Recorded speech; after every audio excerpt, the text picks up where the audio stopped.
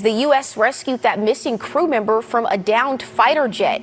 Now, the United States pulled off a daring rescue of two aviators whose fighter jet was shot down by Iran. Two American airmen are floating in the water in the dead of night, in the single most dangerous stretch of sea on the planet, an enemy all around them. And the thing racing through the dark to save them has no crew, no captain, and no human being aboard at all. This actually happened on Monday night near the Strait of Hormuz, off the coast of Oman. A U.S. Army Apache helicopter went down, and its two-man crew ended up in hostile water.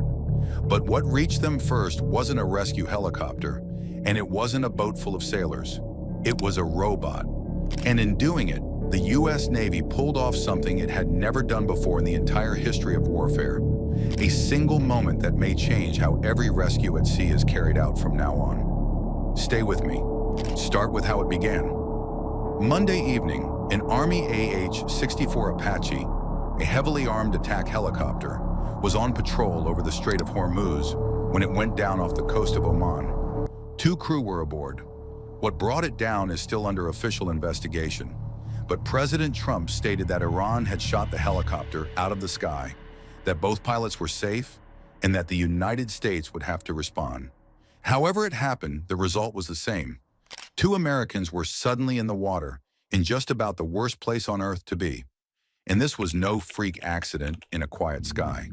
For weeks, American Apaches and A-10 attack jets had been flying low over the strait, hunting Iranian fast attack boats and remote-controlled drone boats rigged with explosives. Some of the most dangerous flying in the entire war. By this point, the U.S. had already lost at least 7 crewed aircraft since the fighting with Iran began. And with the president vowing to answer this one, a single downed helicopter now threatened to widen the war even further. And you have to understand just how bad that place is. The Strait of Hormuz, a narrow funnel of water between Iran and Oman, at its tightest barely 21 miles across, is one of the most heavily armed waterways on Earth. And right now it's an active war zone, its shoreline bristling with Iranian missiles. So picture the problem facing the rescuers. The usual way to pull two downed airmen out of that water is to send in a helicopter or a boat crammed with sailors straight into that gauntlet, which means putting even more Americans directly into the enemy's crosshairs. The rescue force becomes the next target. It is the cruel arithmetic of combat rescue. Sometimes the attempt to save 2 lives risks 10 more. History is full of rescues that turned into disasters, where the men sent in to recover one downed pilot became casualties themselves. So this time, the Navy reached for something it could afford to lose, without losing anyone. And put yourself out there with those 2 airmen for a moment. You've just survived a crash into the sea in the dark. You're floating in enemy-controlled water, soaked, battered, and exhausted, staring at a black horizon, with no idea whether the next thing to come over it will be a rescuer or an Iranian gunboat.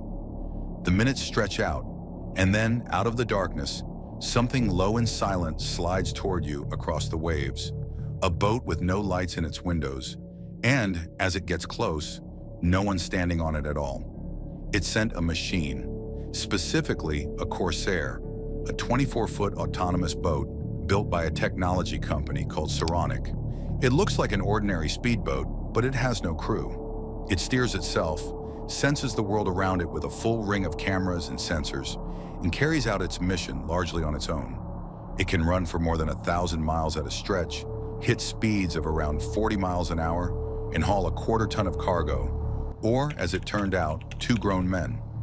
This particular drone belongs to Task Force 59, Navy unit based in Bahrain that exists for a single purpose: to fold robots and artificial intelligence into the fleet. The Navy believed in the Corsair enough to sign a deal worth nearly $400 million to build a whole fleet of them, part of a longer plan to put as many as 100 unmanned drones to work across these waters. And Task Force 59 had only started fielding them a few months earlier, even running a demonstration for military leaders just days before one was suddenly needed for real. And on Monday night, that experiment got very real. Finding 2 human heads in a vast, black, choppy strait in the dead of night is brutally hard even for a crewed ship with searchlights. But the Corsair located the 2 downed airmen in the dark water and pulled alongside them. Soaked, battered, and exhausted, the two men hauled themselves up onto the little boat and clung to its superstructure as the drone powered them across the open water to a safer point, where a helicopter finally swooped in and lifted them clear. Within roughly 2 hours of the crash, both were safe and in stable condition. And here's the staggering part. Not one rescuer was ever put at risk because there were no rescuers. There was only a robot. And this is the brutal logic behind it. A machine has no family waiting at home, no funeral, no flag-draped casket. It can be sent straight into a strait ringed with Iranian missiles. And if it's lost, the only thing lost is money. That is exactly why a robot can go where a human rescue crew simply cannot. And why the Navy was willing to send one into the one place it couldn't risk sending people. That is what makes this a genuine first. According to U.S. Central Command, it was the American military's first ever use of an autonomous, uncrewed vessel to find and recover downed aircrew in a real war. Think about what that actually means. The single most dangerous job in the entire military, going into hostile territory after the missing, was just handed to a machine so that no human had to die attempting it. For years, that was the whole promise of Task Force 59. The idea that robots could take on the jobs most likely to get people killed. And for years, it was mostly demonstrations and theory and slideshows. On Monday night, it stopped being theory, and the payoff was counted in 2 human lives. And every military on Earth was watching, because what happened in that strait quietly rewrote one of the oldest and deadliest problems in all of warfare. How to get your own people back without losing even more of them in the attempt. And this is not some one-off stunt. The Navy is openly building toward a future fleet that is part human-crewed and part robotic. Swarms of uncrewed boats and submarines working alongside traditional warships, taking the jobs that are too dull, too dirty, or too deadly for people. These boats can run for long stretches with no one steering them, using cameras, radar, and artificial intelligence to find their own way and make their own calls, which keeps sailors off the most dangerous water entirely.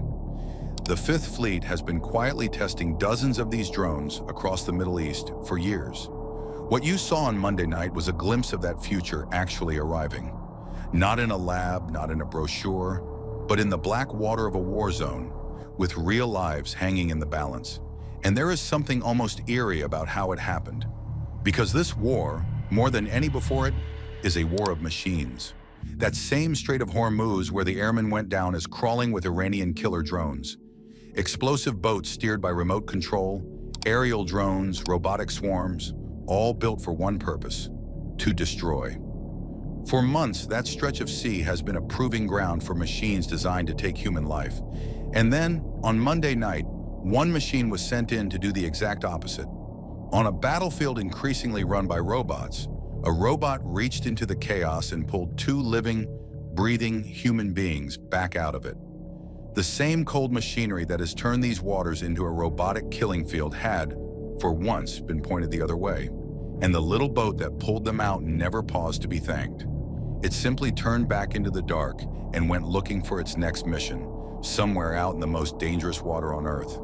Because the next time an American crew goes down out there, the thing tearing through the night to reach them might not be human at all.